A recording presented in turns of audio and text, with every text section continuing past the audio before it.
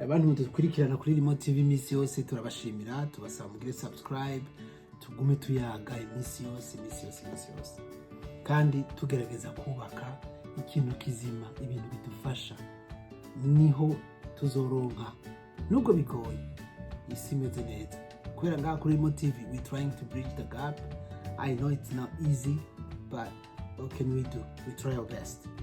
Rero ngomba kubabwira ikintu cerekeye ikigongwe. Twako turaganira n'umuntu ambwira ati burya gusaba ikigongwe sitana biragoye.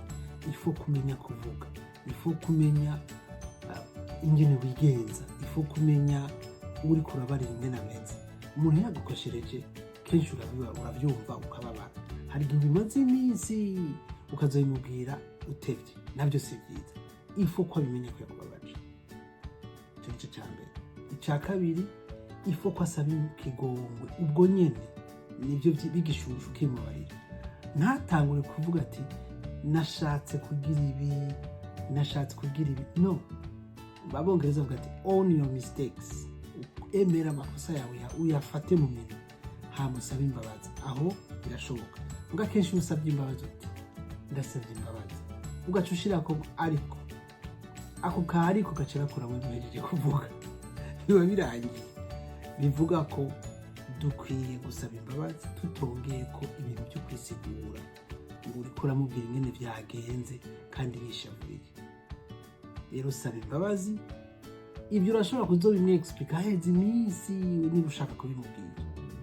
Ushaka kubimubwira ati buriya nanahenzwe cyangwa ibibazo byari byangoye, sase normal.